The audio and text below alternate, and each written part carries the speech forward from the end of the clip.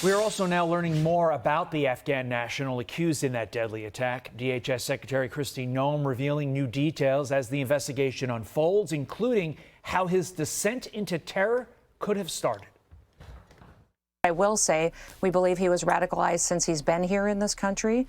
We do believe it was through connections in his home community and state, and we're going to continue to talk to those who interacted with him, who were his family members, talk to them. So far, we've had some participation, but anyone who has information on this needs to know that we will be coming after you.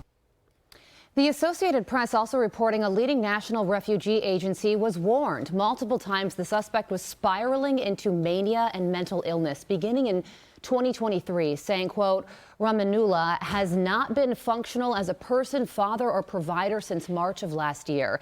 He quit his job that month and his behavior has changed greatly.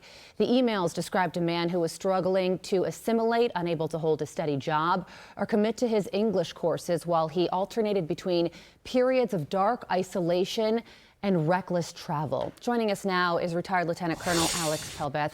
Lieutenant Colonel, thank you so much for joining us. You have a very interesting perspective on all of this because you flew the last American plane out of Afghanistan following our withdrawal. So you served in the country and then witnessed the chaos that unfolded leading up to that last flight out. What do you make of where we are right now after the death of a National Guards member, another one fighting for their life, and renewed focus on our national security? Yeah, I appreciate you having me on the show again. Great to be back here. Unfortunate circumstances for sure. First and foremost, just continue prayers for those families, for the families of the two National Guardsmen. What a challenging situation, so frustrating that we're still dealing with the fallout from Afghanistan today. I think we're still dealing with a result of, unfortunately, Biden's failed policy. We saw during the evacuation, we brought out 124,000 people in that evacuation in just 17 days. And so it's very difficult for those of us who are there to really imagine that there could have been any proper vetting back then at all. And to see that it is continuing right now, 4 years later, is really frustrating. What kind of vetting did you see when you were on the ground there? None. Okay, none. Here's what we saw. We're filling up our C-17s with hundreds of people. Every flight had hundreds of people on it, and yeah, I'm looking in the faces of a lot of really young families, a lot of little kids that we brought out, and we got so efficient. I mean, great job by the United States military to be able to conduct what became the largest airlift evacuation in history, especially given the circumstances with which the Biden administration forced us to operate. But we bring all these people out, and then within 30 days, they're in the United States of America, there's almost no vetting that was actually done at the time. And what's unfortunate is that we know we brought out some good people as well, right? We brought out people who helped America, and because there was no vetting, or because the policy by the Biden administration was just so lax, this open border policy that is just so incredibly lax, even the good people we brought out are now suffering for this. Look, we've been backed into a corner.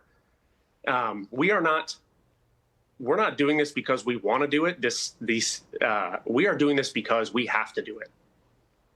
Well, the leading theory right now is that he was radicalized at some point in the United States, and there were warning signs, but nobody took them seriously. Potentially most egregiously is the fact that he was supposed to check in with Washington state officials, but he failed to do so repeatedly.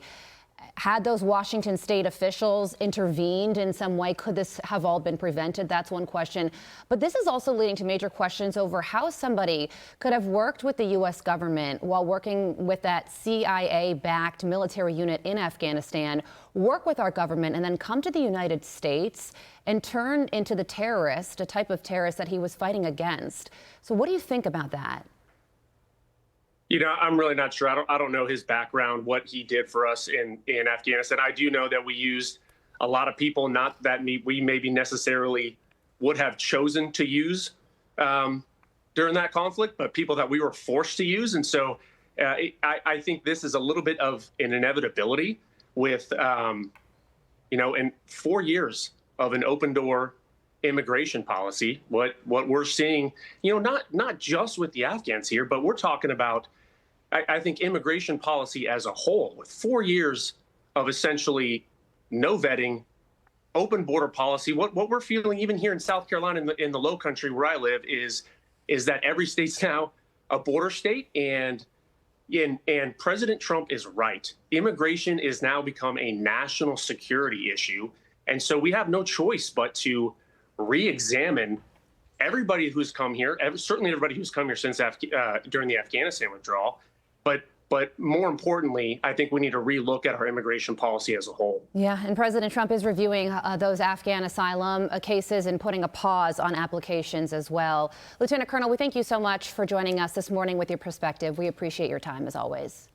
Appreciate it. Thank you so much. If I just say, look, this is, I am running for Congress here in South Carolina, Pelbath4Congress.com. This is one of the reasons I am running, is to make sure President Trump has reinforcements, battle-tested leaders by his side so that we can tackle issues just like this. Understood. Thank you so much for your time this morning. We appreciate it. I'm Steve Ducey. I'm Brian Kilmeade. And I'm Ainsley Earhart. And click here to subscribe to the Fox News YouTube page to catch our hottest interviews and most compelling analysis.